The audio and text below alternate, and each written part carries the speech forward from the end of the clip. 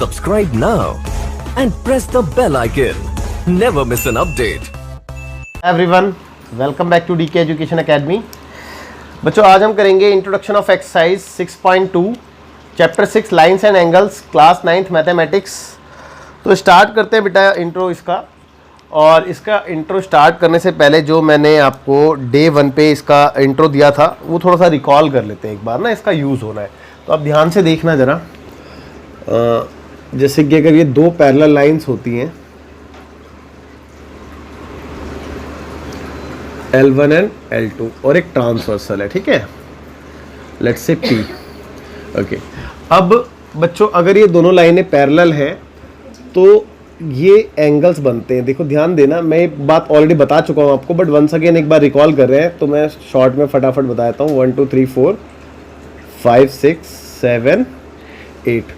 तो बेटा ये जो इस तरीके के एंगल होते हैं जो Z के अंदर बनते हैं, देख रहे हैं ना आप, ये Z बन रहा है, यानी कि एंगल 3 और एंगल 5, एंगल 4 और एंगल 6, ये उल्टा Z बन रहा है ना। तो ये दोनों यानी कि एंगल 3 और एंगल 5, सिमिलरली एंगल 4 इक्वल होता है एंगल 6 के। तो इसको कहते हैं ऑल्टरनेट इंटीरियर एंगल, ये मैं ऑलरेडी बता चुका हूँ।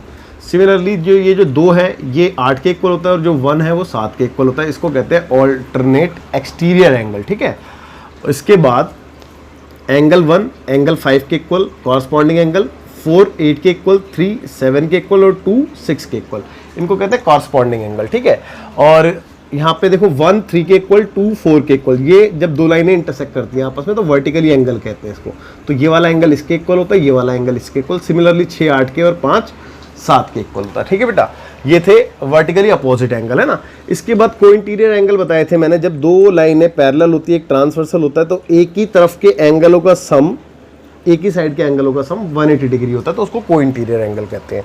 तो बच्चों ये था जो मैं ऑलरेडी आपको बहुत अच्छे बता चुका हूँ, तो एक बार रिकॉल कर लिया हमने उसको। बाकी अब मैं स्टार्ट कर लेता हूँ। तो इसका इंट्रो तो मैं ऑलरेडी करा चुका हूँ, बस मेरे को आज एग्जाम्पल्स कराने हैं ना इसमें से, तो वही मैं आपको एग्जाम्पल कराऊंगा आज। तो बच्चों जो पहला एग्जाम्पल है वो है एग्जाम्पल नंबर 4, ध्यान देंगे।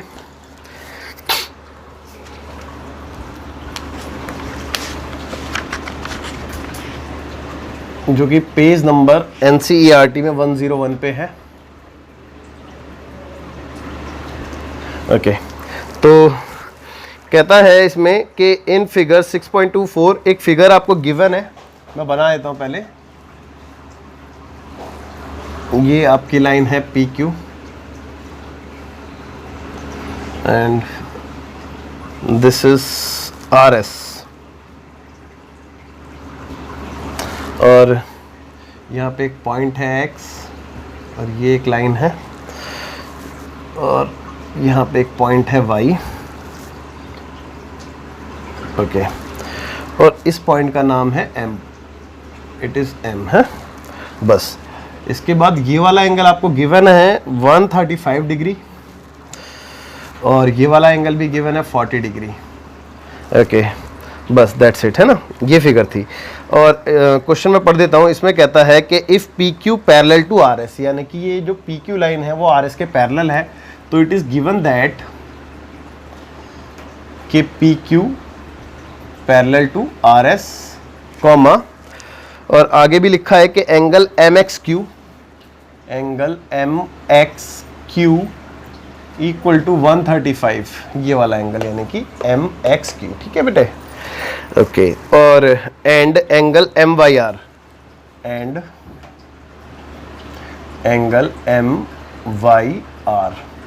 Equal to 40 degree.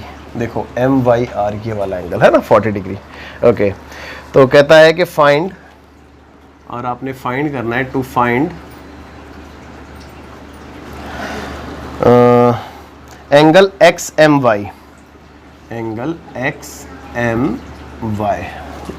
XMY, हाँ बिल्कुल, क्वेश्चन मार्क। तो देखते हैं बच्चों इसको।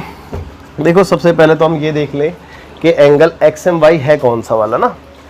ओके, तो देखो एक्स एम वाई जो एंगल आप देख रहे हैं वो है एक्स एम वाई, यानी कि ये पूरा एंगल है ना। अब ये पूरा एंगल मेरे पास निकालने के लिए कोई ऑप्शन है ही नहीं कि मैं किसी भी चीज़ का यूज़ करके इसको कैलकुलेट कर ही नहीं सकता, कि कोई रिलेशन बन ही नहीं रहा इसमें ना। इसमें और उसमें बन सकता है क्योंकि ये दोनों लाइनें पैरेलल है, और अभी हमने जितने भी एंगल्स के बारे में देखा वो पैरेलल लाइन से रिलेट कर रहे थे, तो दैट्स वाई मैं इधर से कोई रिलेशन नहीं निकाल पा रहा हूँ। तो इस क्वेश्चन को करने के लिए मेरे को एक कंस्ट्रक्शन करनी पड़ेगी, वो मैं करने जा रहा हूँ। अब ध्यान दें भाई, मैंने कंस्ट्रक्शन में क्या करा कि मैंने एक लाइन ड्रॉ कर दी है, ठीक है, जो कि इसके और इसके पैरेलल है। तो मैं इसको ए बी नाम दे देता हूँ, ठीक है बच्चों।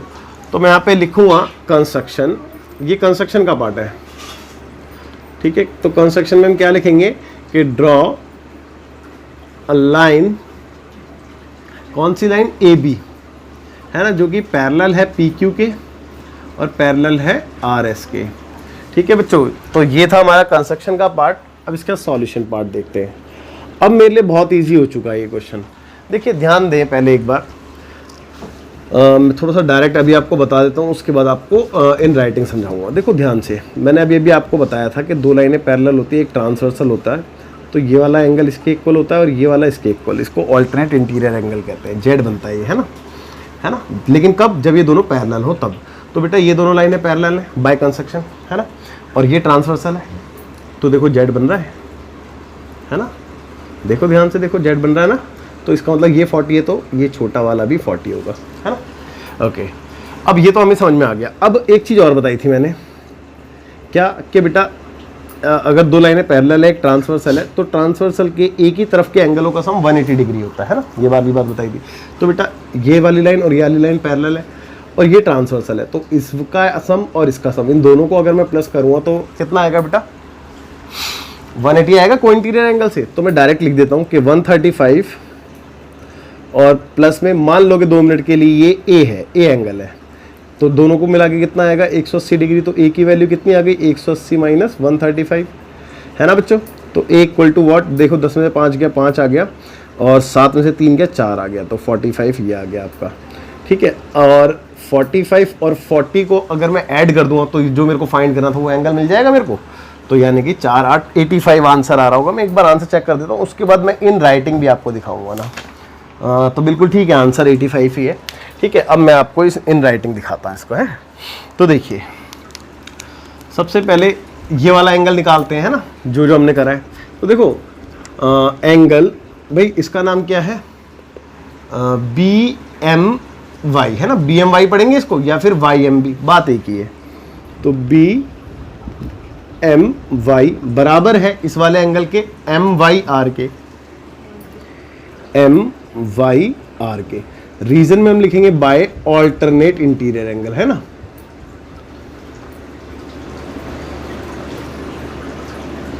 इंटीरियर एंगल्स, ठीक है, एक्सियम।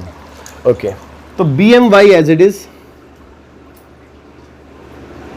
MYR की वैल्यू हमारे पास 40 डिग्री, तो इसका मतलब BMY हमारा आ चुका है। तो BMY 40 डिग्री आ गया, है ना। ओके, अब इसके बारे में बात करते हैं। तो ऑल्सो एंगल, देखो इस वाले एंगल को क्या पढ़ेंगे बेटा, XMB पढ़ेंगे, तो या फिर BMX, है ना, बात एक ही है। तो BMX और प्लस में अगर मैं ये वाला एंगल प्लस करता हूँ और इस एंगल का नाम क्या है, QXM, ठीक है, QXM या फिर MXQ, बात एक ही है, MXQ। और इन दोनों को प्लस करके कितना आएगा बेटा, 180 डिग्री। रीजन में क्या लिखेंगे, बाय को इंटीरियर एंगल, है ना, को इंटीरियर एंगल्स। और आई एम श्योर इस स्टेप में भी आपको कोई डाउट नहीं होगा। अब देखो BMX कौन सा है, BMX ये वाला है, तो ये तो अभी फाइंड करना है हमने, है ना।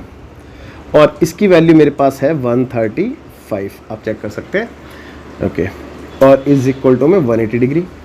तो बच्चों BMX equal to 180 degree minus 135 हो जाएगा, और इन दोनों को माइनस करके कितना आ गया, BMX 45, है ना।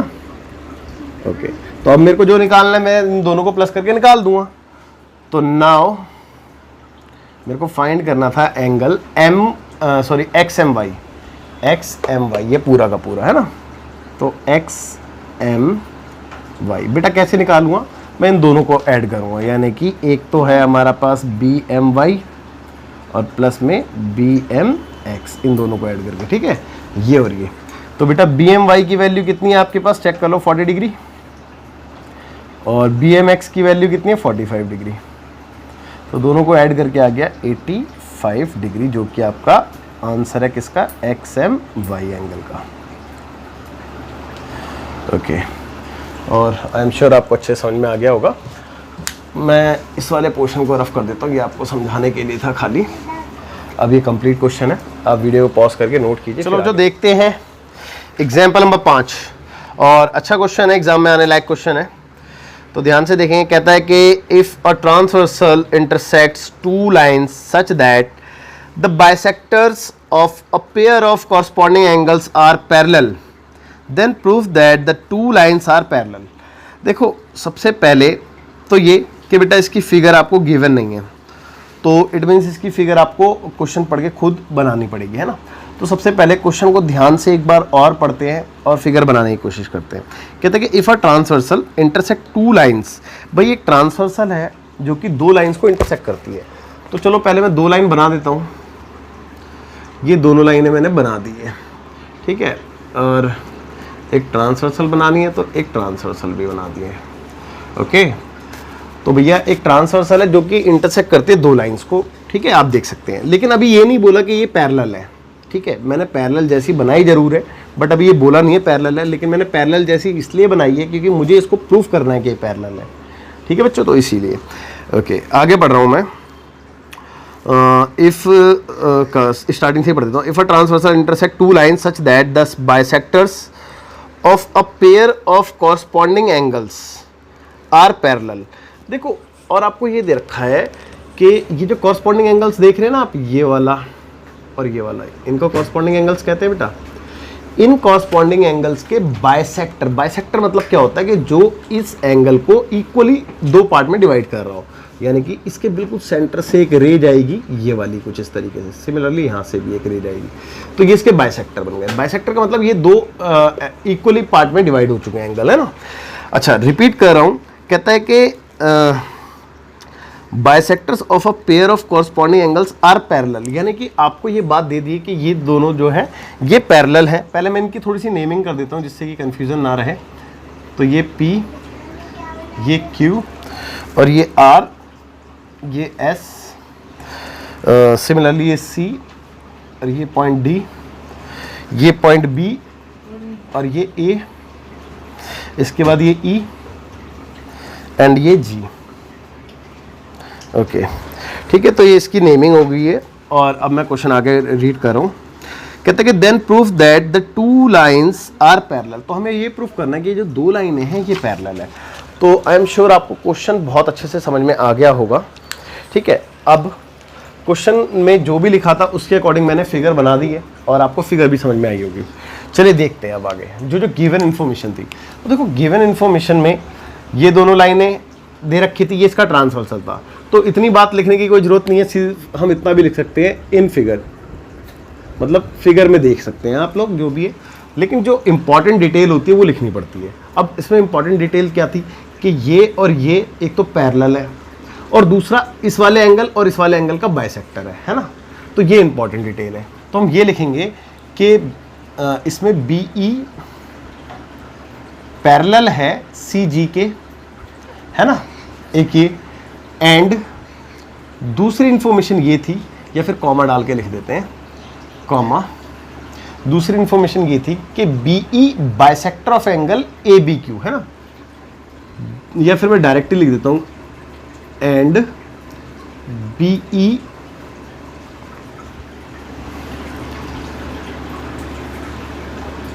BE कॉमा, या अलग अलग ही लिख देते हैं, कोई नहीं यार, देखो मैं तो पूरा ही लिख देता हूँ दोबारा। देखिए कि BE and CG are the bisector of angle ABQ and angle, इसका नाम क्या है बेटा, BCS, है ना, BCS रिस्पेक्टिवली। ठीक है बच्चों, ओके। इसके बाद एक इंफॉर्मेशन और थी, वो जो मैंने पहले लिख दी थी, BE और CG जो है पैरेलल है, and BE parallel to CG। Okay, that's it. तो ये गिवन इंफॉर्मेशन थी जो मैंने लिख दी है। अब इसका टू प्रूफ, जो आपको प्रूफ करना है। सो टू प्रूफ की अगर मैं बात करूं तो आपने प्रूफ ये करना है कि ये वाली लाइन और ये वाली लाइन दोनों पैरेलल है, यानी कि PQ parallel to RS। So PQ parallel to RS। Okay, construction देखो, कोई हमने एक्स्ट्रा काम किया नहीं है, तो कंस्ट्रक्शन करेंगे, लिखेंगे नियम। इसका सीधा आता है प्रूफ। अब ध्यान देना बेटा, अब ध्यान देना। देखो, सबसे पहले तो ये कि अगर मेरे को इन दोनों को पैरेलल प्रूफ करना है ना, तो मेरे पास एक ही तरीका है इसको पैरेलल प्रूफ करने का। वो बेटा ये है कि या तो मैं ये पूरा का पूरा एंगल इस पूरे के पूरे एंगल के इक्वल दिखा दूँ, क्योंकि मैंने पढ़ा था कि दो लाइन पैरेलल हो, एक ट्रांसवर्सल हो, तो ये वाला एंगल इसके इक्वल होता है। उसका रीज़न बताया था कॉरस्पॉन्डिंग एंगल। लेकिन ये कॉरस्पॉन्डिंग एंगल कब कहलाता है? जब ये दोनों लाइनें पैरेलल होती है तब कहते हैं, तब इक्वल होता है। मतलब कॉरस्पॉन्डिंग तो अभी भी है, लेकिन इक्वल तब होता है जब ये दोनों लाइनें पैरेलल हो। तो इसका मतलब अगर ये वाला एंगल ये वाले एंगल के मैं इक्वल दिखा दूं, तो ये बात प्रूफ हो जाएगी कि PQ जो है RS के पैरेलल है। तो बस मेरे को मेरा क्लू मिल चुका है कि मैंने करना क्या है। मेरे को इन दोनों एंगल्स को इक्वल दिखाना है फिलहाल तो। लेकिन इन दोनों एंगल्स को इक्वल दिखाने के लिए मेरे को थोड़ा सा आपको है ना इस फिगर से हटके भी दिखाना पड़ेगा। मैं देखो, ध्यान देना, मैं इन दोनों लाइनों को ड्रॉ कर रहा हूँ। ये मैंने दोनों लाइनें ड्रॉ कर दी। एक का नाम था BE, ठीक है, एक का नाम था CG, ठीक है, आप देख सकते हैं। और एक थी ये ट्रांसवर्सल, ये थी A और ये D। ठीक है बच्चों, अब ये ऐसा मैंने क्यों किया अभी मैं आपको दिखाता हूँ। सिर्फ ये आपके समझाने के लिए, बाकी इसका सॉल्यूशन से कोई मतलब नहीं है। ठीक है बच्चों, तो ध्यान देना। एक बात आओ, अगर ये दोनों पैरेलल हैं और ये ट्रांसवर्सल है, तो इसका मतलब ये निकल के आता है कि इसका ये वाला एंगल इसके ये वाले एंगल के इक्वल होगा। भाई होगा या नहीं होगा? है ना, क्योंकि कॉरस्पॉन्डिंग एंगल कहलाएगा ये। देखो ना, ये दोनों पैरेलल है और ये ट्रांसवर्सल है। तो मैंने बताया था ना कि अगर ये पैरेलल होगी और ट्रांसवर्सल होगी तो कॉरस्पॉन्डिंग एंगल इक्वल होते हैं। तो मैं ये बात लिख सकता हूँ कि इसका एंगल ABE बराबर होगा इसके एंगल BCG के, रीजन में बाय कॉरस्पॉन्डिंग एंगल। ठीक है,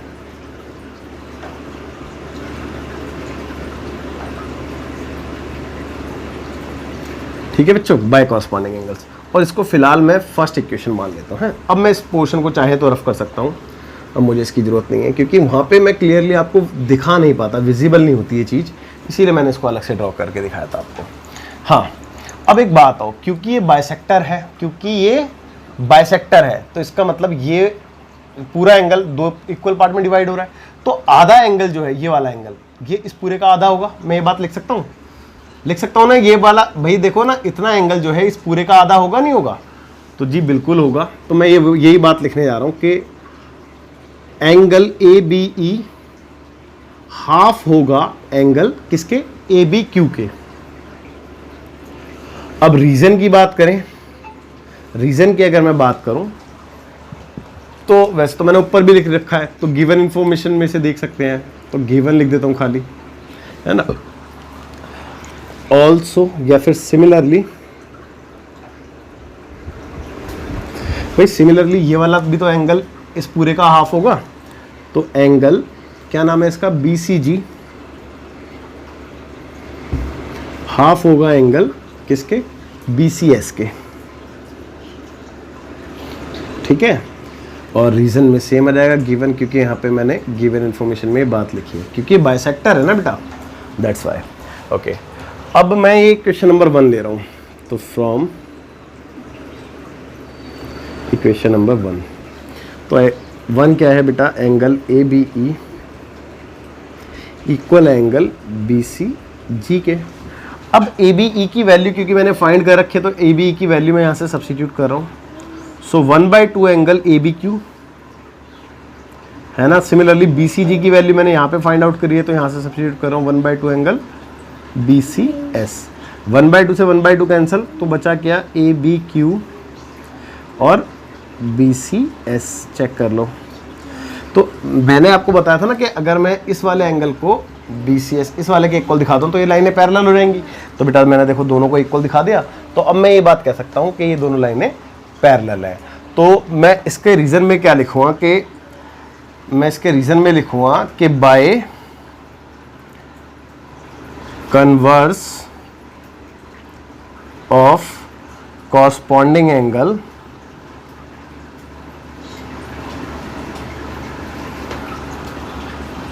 angles comma we can say, यहां पे लिख दूं, वी कैन से